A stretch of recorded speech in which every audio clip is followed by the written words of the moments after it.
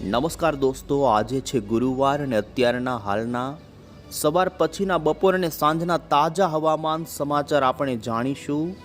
તો મિત્રો, અત્યારે હવામાનને લઈને બે મોટી અપડેટો સામે આવી રહી છે, જેની અંદર મિત્રો હવામાન વિભાગ તરફથી અત્યારે અરબી સમુદ્રની અંદર ભલે કોઈ વાવાઝોડું ન હોય તેમ છતાં પણ દરિયાના કાંઠાના ભાગોની અંદર મિત્રો વાવાઝોડાની જેમ પવનો ફૂંકાવાની આગાહી કરી દેવામાં આવી છે. તો બીજી તરફ અત્યારની સૌથી મોટી અપડેટ છે મિત્રો કે રાત્રિથી જ રાજ્યના કેટલાય ઉત્તર ગુજરાત અને મધ્ય ગુજરાતના ભાગોમાં તીવ્ર કડાકા અને ભડાકા સાથેનો આજે જોવા મળ્યો છે ધોધમાર વરસાદ. મિત્રો, આગાહી અનુસાર રાત્રિથી જ રાજ્યના કેટલાય ભાગોની અંદર મેઘરાજા તીવ્ર કડાકા અને ભડાકા સાથે ખાબક્યા. તો વહેલી સવાર દરમિયાન વડોદરા આજુબાજુ અને ભરૂચના કેટલાય પંથકોની અંદર જોવા મળ્યો છે ગાજવીજ સાથેનો ભારે પવન સાથેનો ધોધમાર વરસાદ. ત્યારે મિત્રો, આપણે આજના આ વિડીયોમાં એ જ જાણીશું કે અત્યારે રાજ્યના કયા ભાગોની અંદર ધોધમાર વરસાદ અને વરસાદી વાતાવરણ જોવા મળી રહ્યું છે, સાથે જ રાત્રે કયા ભાગોમાં વરસાદ ખાબક્યો અને હજુ આજે ખાસ રાજ્યના કયા ભાગોની અંદર જોવા મળી શકે છે ગાજવીજ સાથેનો વરસાદ. મિત્રો, આજે બહાર નીકળતા પહેલા ખાસ આજના આ વિડીયોને અંત સુધી જોઈ લેજો, કારણ કે તીવ્ર થંડરસ્ટોર્મ સાથે વરસાદ ખાબકવાને લઈ રાજ્યના અમુક ભાગોની અંદર વીજળી પડવાની પણ સંભાવના હોવાને લઈ સાવચેતી રાખવી પડે. તો બીજી તરફ મિત્રો, અત્યારે બંગાળની ખાડીની અંદર વેલ માર્ક લો પ્રેશર છે કે જે ડિપ્રેશનની કેટેગરી સુધી જોઈ શકો મજબૂત થઈ ચૂક્યું છે, અને તમે અત્યારે અહીં એપ્લિકેશનમાં પણ જોઈ શકો છો આ ડિપ્રેશન અત્યારે ભારતના પશ્ચિમી જે બાંગ્લાદેશ અને કોલકાતા કાંઠાના ભાગોમાં ત્રાટકવાની તૈયારી કરી રહ્યું છે.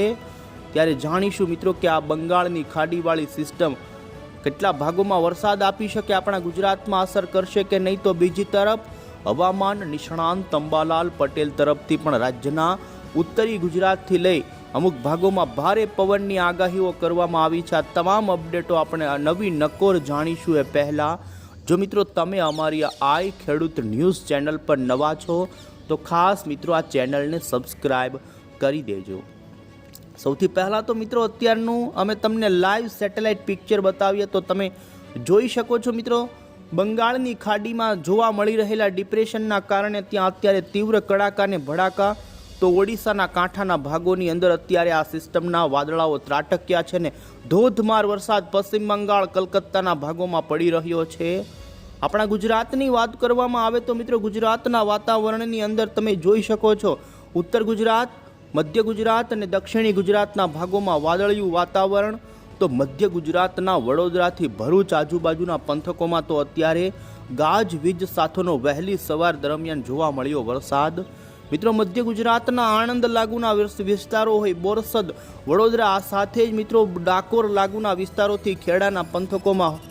તો બીજી તરફ મિત્રો, રાત્રે અમદાવાદ શહેરની અંદર પણ ગાજવીજ સાથે ભારે પવન સાથે જોવા મળ્યો ધોધમાર વરસાદ.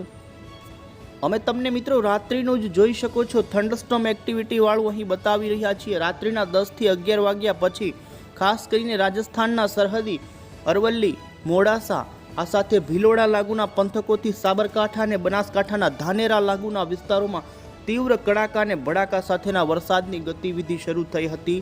ભારે પવન સાથે વરસાદ જોવા મળ્યો હતો બનાસકાંઠાના, રાજસ્થાનના સરહદી અંબાજી લાગુના વિસ્તારો હોય. તો બીજી તરફ ધીમે ધીમે આ કડાકા ભડાકાવાળી વરસાદી ટ્રેન્ડ મિત્રો મધ્ય ગુજરાતના ભાગોમાં આવી હતી.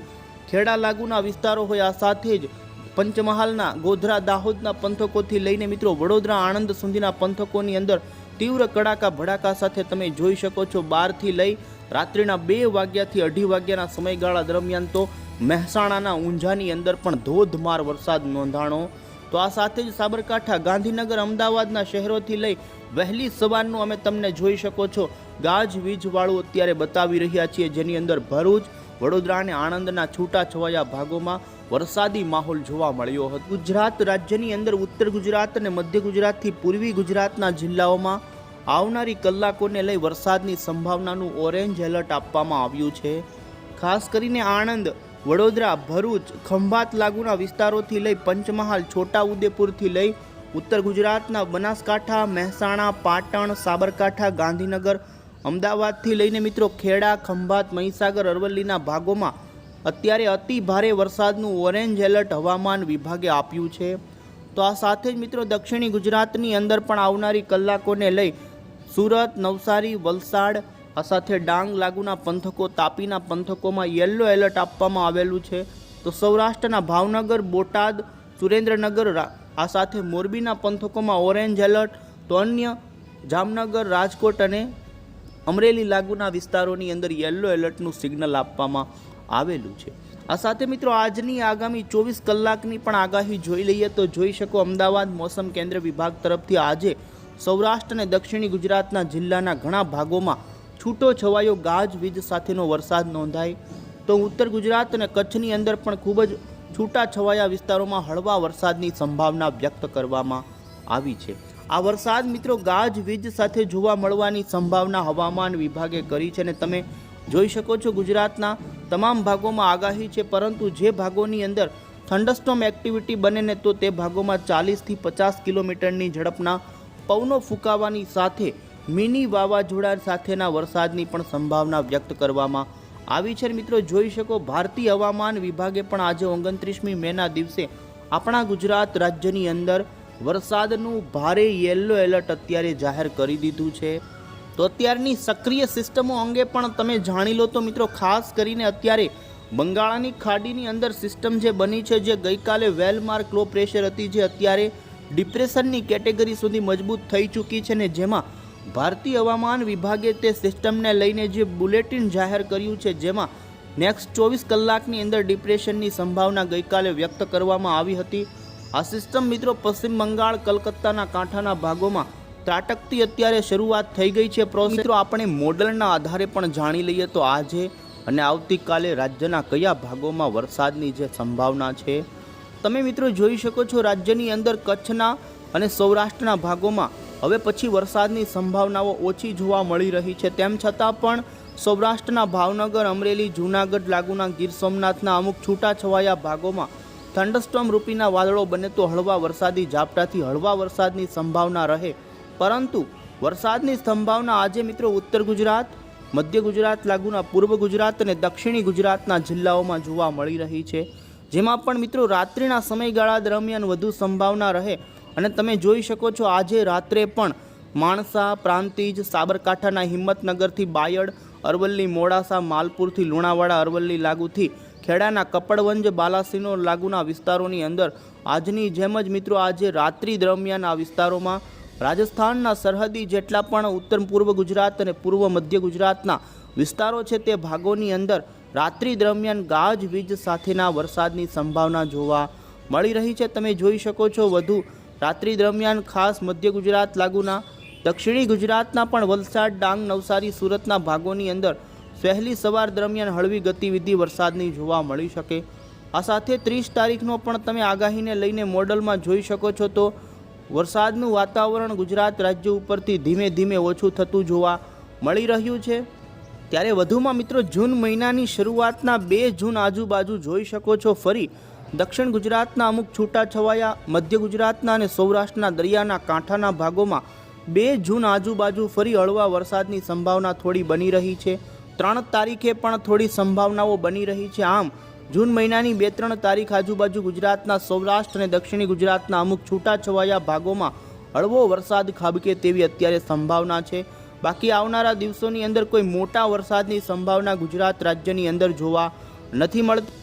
ત્યારે બીજી તરફ મિત્રો આપણે અત્યારે ખાસ કરીને બંગાળની ખાડીની અંદર તમે જોઈ શકો છો જે અત્યારે ડિપ્રેશન રચાણું છે।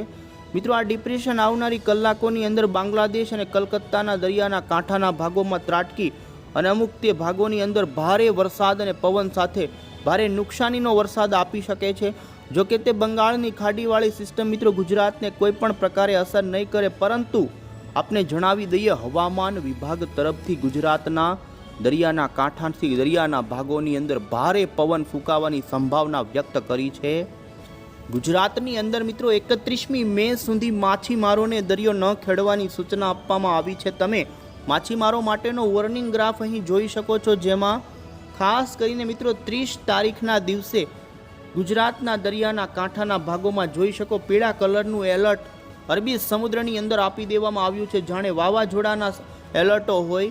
મિત્રો જોઈ શકો છો 45 થી 55 કિલોમીટરની ઝડપના પવનો અરબી સમુદ્રની અંદર ફૂંકાવાની અને તોફાની દરિયો ઊંચા મોજા ઉછળવાની સંભાવના વ્યક્ત કરવામાં આવી છે. તો અમુક વાર 65 કિલોમીટરની ઝડપના પવનો પણ 31 અને જોઈ શકો છો મિત્રો 1 તારીખ દરમિયાન અરબી સમુદ્રની અંદર ગુજરાતના કાંઠાના કચ્છના, સૌરાષ્ટ્રના અને દક્ષિણી ગુજરાતના ભાગોમાં ભારે વાવાઝોડા જેમ પવનો ફૂંકાવાની સંભાવના ભારતીય હવામાન વિભાગે કરે છે.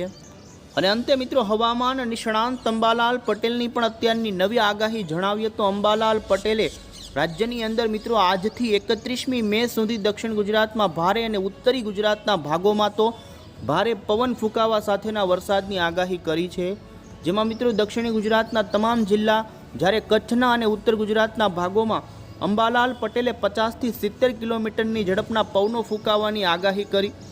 તો મધ્ય ગુજરાતના ભાગોની અંદર પણ 31મી મે સુધી હળવાથી ભારે વરસાદનું